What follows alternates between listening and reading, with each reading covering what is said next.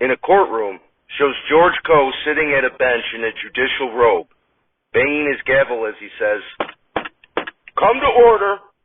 We are here resuming the trial of Kanye West versus," shows Charlie Murphy as Ye, seated at plaintiff's table with Denitra Vance as his attorney, as he says, "It's Ye. Don't be calling me Kanye no more, Judge Man. It's Ye." Coe, "Very well. We are now resuming the trial of Ye versus Twitter. For the record, Elon Musk has claimed to be indigent and has been using the services of the public defender." Shows John Belushi as Elon Musk and Phil Hartman as public defender Pete Dender sitting at defense table. Coe, "Counsel for Twitter, Mr. Dender, are you ready to make a motion to dismiss Ye's First Amendment challenge on the basis of Twitter being a private company and not a state actor?" Hartman, "I am not, Your Honor." Coe, "And why the hell not?" Hartman, "Well, I believe I get paid more if the case goes to trial." Coe, "Mr. Dender, you're a public defender. You get paid a salary regardless of whether a case goes to trial. Could you please make the motion so we can save these jurors weeks of their lives?" Shows Jan Hooks, Gilda Radner, and Chris Farley in the jury box looking frustrated. Hartman, "Your Honor, Mr. Musk insists on a trial. Isn't that right, Elon?" Belushi, "I'm having fun, and I don't think the jury can find us guilty either way. But I want to see Ye try to show how having a swastika with the Star of David is not incitement to violence." Coe, "Very well. Plaintiffs, call your first witness." Vance, "Plaintiffs, call Plaintiff Ye to the stand, Your Honor." Charlie Murphy struts up to the witness stand. Norm MacDonald, as a bailiff, approaches Murphy, places a Bible by him, and asks, "Do you swear, to tell the truth, the whole truth, and nothing but the truth, so help you God?" Murphy, "Which God you referring to?" MacDonald, "There is only one God, Mr. West, sir." Murphy, "It's Ye, white boy. Don't be referring to me by my slave name." Coe, "Do you agree to tell the truth or don't you?" Murphy, "I always tell the truth, except when I'm not." Coe, "Just answer the question." Murphy, "Okay, I got you, G. I'll be telling the truth and nothing but the truth."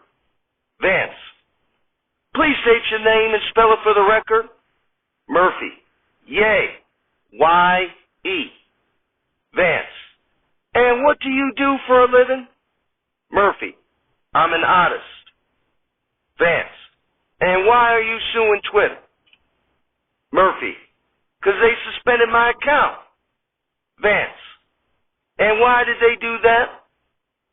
Murphy, "They said it was because I incited violence, but I did nothing like that." Vance, "You simply posted a picture, correct?" Murphy, "That's right." Vance, "You didn't ask anyone to harm anyone else, correct?" Murphy, "Correct." Vance, "And you didn't ask for any general violence to be waged, did you?" Murphy, "No, ma'am." Vance, "No further questions, Your Honor." Coe, "Defense, it's your witness."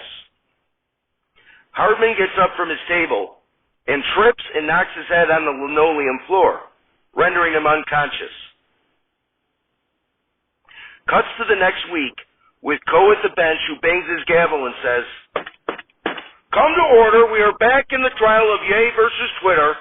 When we last left off, attorney for the defendant, Pete Dender, suffered a concussion, but he's ready to go now, right, counsel?" Shows Hartman with a head bandage on, who carefully gets up from his table and says, "Yes, Your Honor." Coe, "Then you may proceed with cross-examination." Hartman, "Mr. Ye." Murphy, "It's pronounced Ye." Hartman, "You posted on Twitter a picture of the Star of David with a swastika, correct?" Murphy, "That's right."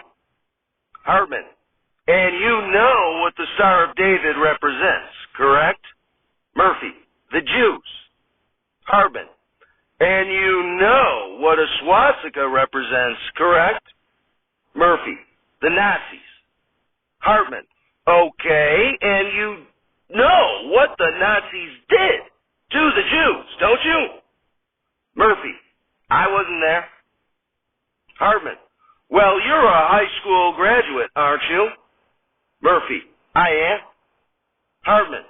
So are you, an intelligent man, telling the jury that you have no idea what the Nazis did to the Jewish people during the Holocaust?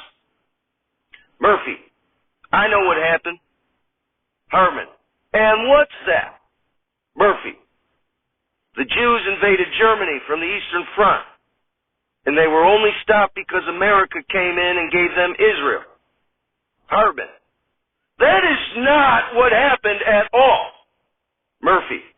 Excuse me? Hartman.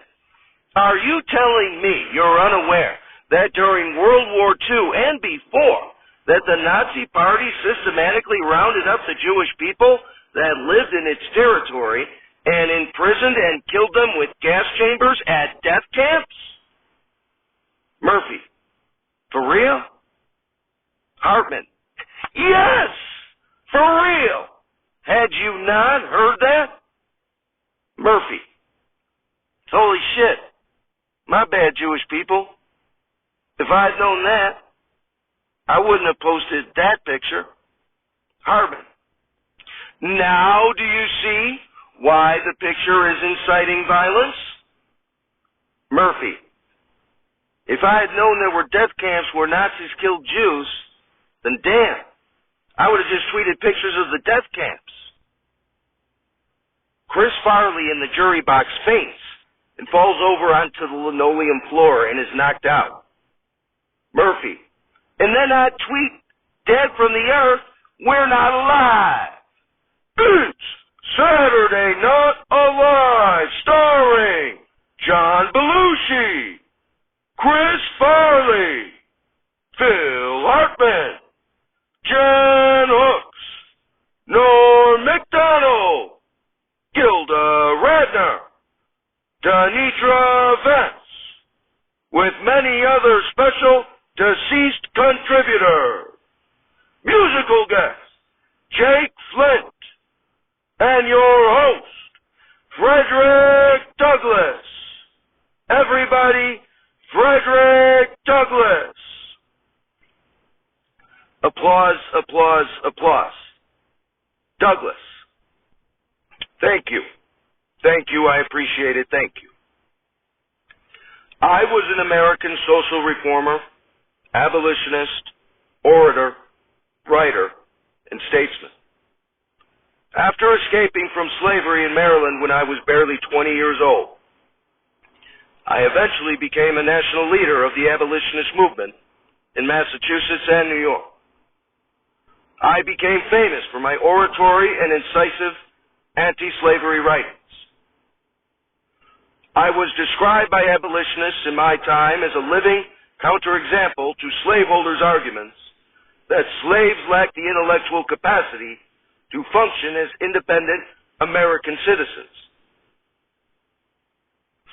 Northerners at the time found it hard to believe that such a great orator had once been a slave. Now, the producer asked me to speak about the current political climate of 2022. As I, of course, was alive during the American Civil War, I have always believed in dialogue and in making alliances across racial and ideological divides. When other abolitionists, under the motto, "No union with slaveholders," criticized my willingness to engage in dialogue with slave owners, I replied, I would unite with anybody to do right and with nobody to do wrong. And that quote of mine, I believe, would serve everybody well in the current political climate. You hear a lot of people say that the end justifies the means.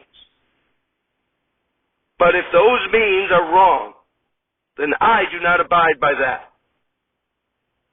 Whatever you personally believe politically, socially, or economically, nothing means more than doing the right thing. And since the cold open brought up Ye, I thought I would tell him that I stand with him as a brother, and that as African Americans, we share a common bond of knowing the racism we have faced. But I would counsel him that you're living the righteous path not by gravitating towards symbols of evil and hate, but instead by accepting others for who they are and by finding goodness and common ground with everybody. I'm confident Ye will find his way back soon enough. I don't know why that caused laughter. That wasn't a joke. Anyway, I hope others are willing to accept Ye and give him another chance when he's ready. We have a great show tonight.